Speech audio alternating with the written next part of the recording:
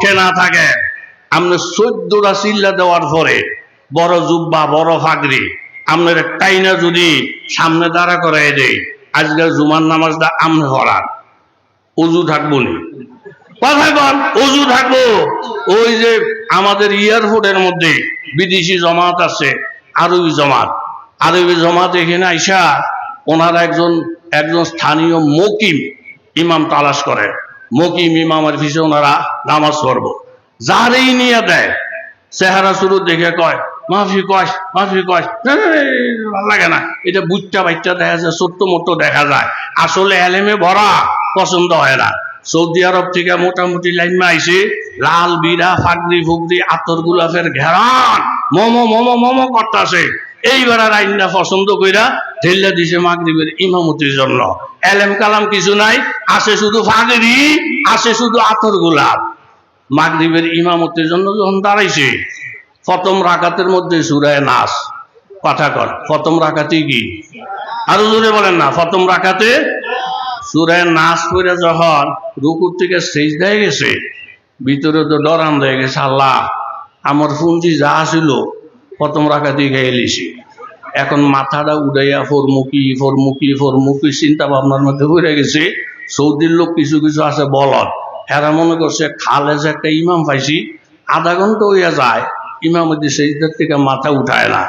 আরেকজন উঠা কয়, সৌদি শেখেরা মাথা উঠান, ইমামে ফলে গেছে গা।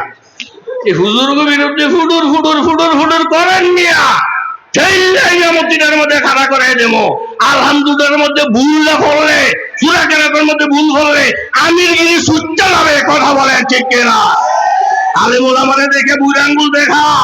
এখন সামনের দিকে যারা আমগো বিপক্ষে কথা বলবে যে আপনি যেহেতু আমার থেকে বড়, আজকের মাগরিবের ইমামতি আমনে, এশার নামাজের ইমামতি আমনে, জুমার নামাজটা পড়াইবেন আমনে, ফাগরি হুগরি থুইয়া বেড়া দৌড়ানোর টাইমও হইছে না, কথা বলেন ঠিক কিনা?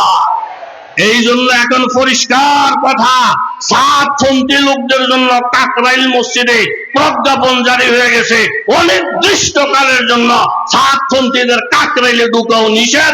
আশা করি আল্লাহর রহমতে ইজতেমার ময়দানেও ঢুকা নিষেধ। বাংলাদেশের লক্ষ লক্ষ মসজিদের মধ্যে ব্যানার আকারে লাগাইয়া থুইছেন সাতপন্থীদের প্রবেশ নিষেধ। এখন থেকে আমরা জিম্মাদারি গ্রহণ করে কোন একটা মসজিদে যেন সাতপন্থী লোক ঢুকতে না পারে, এই জন্য ঢুকতে পারবে না। তারা দাওয়াত তবলিগের কেউ না, তবলিগটারে ধ্বংস করার জন্য ষড়যন্ত্র করে সাতকে পাঠানো হয়েছে। ওরা জোরে বলেন ঠিক কিনা? ফাকুল ইন্নী নাযারতু লিররহমানি সাওমা ফালান নুকাল্লিমাল ইয়াওমা ইনসিয়্যা ফাআশারাত ইলাইহি ক্বালু কাইফা নুকাল্লিমু মান কানা ফিল মাহদি সাবিয়্যা। এলাকার লোকেরা বলতেছেন, মারিয়াম এই শিশু বাচ্চার সঙ্গে আমরা কিভাবে কথাবার্তা বলবো? ক্বালা ইন্নী আব্দুল্লাহ। আল্লাহ তাআলা শিশু বাচ্চার জবান খুলে দিলেন। হযরত ঈসা বললেন, আমি আল্লাহর বান্দা। আতানিয়াল কিতাবা, আল্লাহ তাআলা আমাকে কিতাব দান করেছেন। ওয়াজআলানি নাবিয়্যা, আল্লাহ আমাকে নবী বানিয়েছেন। ওয়াজআলানি মুবারাকা আইনামা কুনতু, আমি যেখানেই থাকি না কেন আল্লাহ তাআলা আমাকে মুবারক বানিয়েছেন। ওয়াওসানি বিসসালাতি ওয়াজ যাকাত মা দুমতু হাইয়্যা, আল্লাহ হুকুম করেছেন যতদিন আমি জিন্দা থাকব নামাজ কায়েম করব, যাকাত প্রদান করব। ওয়া বাররাম বিওয়ালিদাতি ওয়া লাম ইয়াজআলনি জাব্বারান শাকিয়্যা। আমার আম্মাকে নিয়ে কথাবার্তা বইল না, আমার আম্মা পুত পবিত্র। যালিকা ঈসা ইবনু মারইয়াম কাউলাল হক আল্লাযী ফীহি ইয়ামতারুন। আমি ঈসা মরিয়মের ছেলে, আমার কথাই হলো বাস্তব। যেই মানুষগুলো এই বাচ্চাটার কারণে বিবি মারিয়ামকে সমালোচনা করেছিল, এই বাচ্চাটার কথা শোনার পরে আল্লাহ তাআলা দেখাইয়া দিলেন লক্ষ লক্ষ জনতা সাথে সাথে ঘোষণা করলেন, মারিয়াম আমাদের ভুল ধরা পড়ে গেছে, এখন থেকে তুমি আমাদের মাথার মুকুট। জোরে বলেন ঠিক কিনা?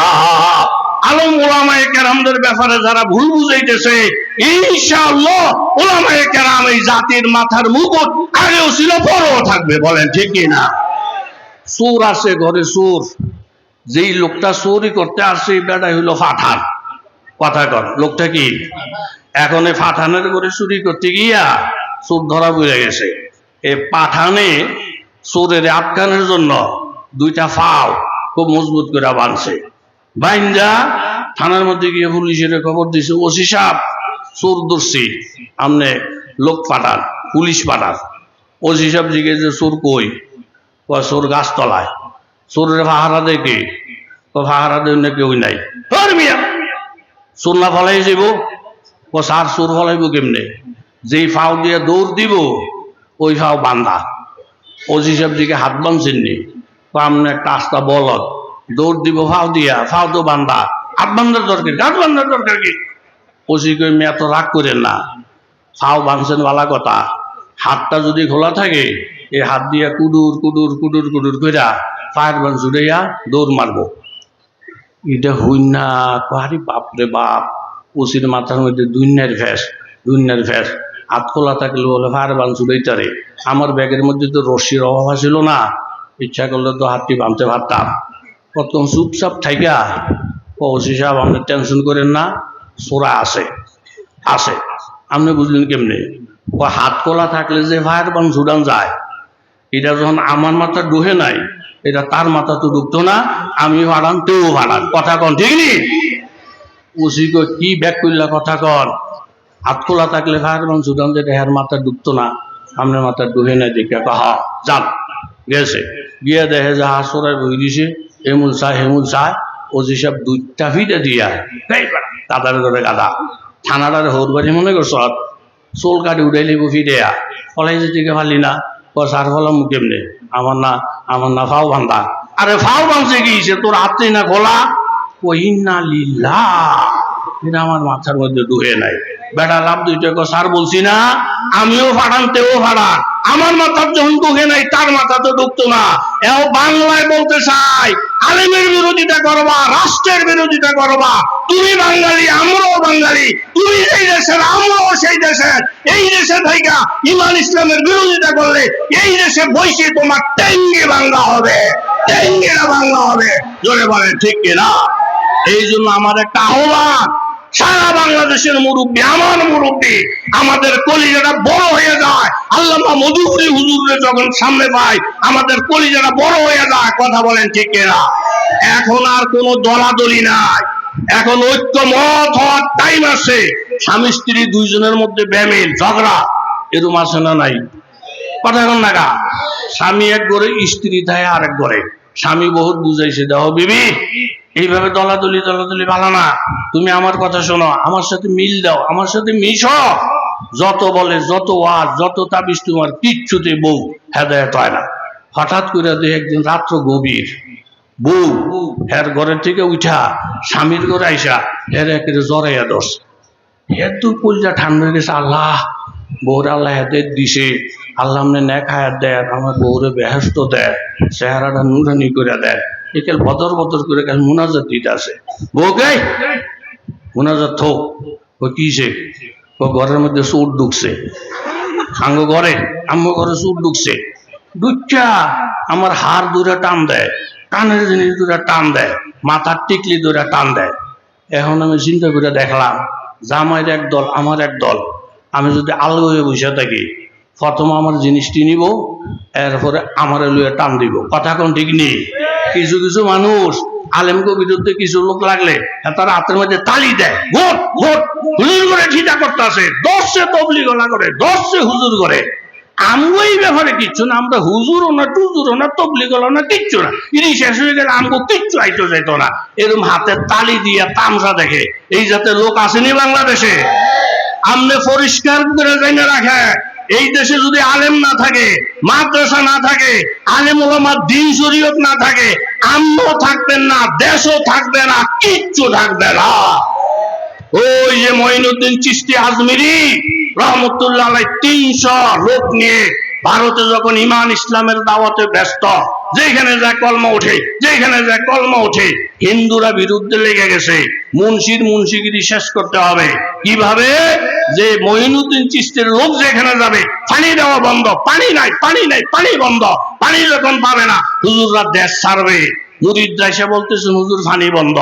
মঈনুদ্দিন চিশতি বলেন, আল্লাহ, পানির মালিক কোন হিন্দুও না, কোন রাজা বাদশাহ না, আপনি পানির মালিক, আপনার গোলামি করি, আপনার হুকুম পালন করি, আমগো পানি বন্ধ করে দিছে।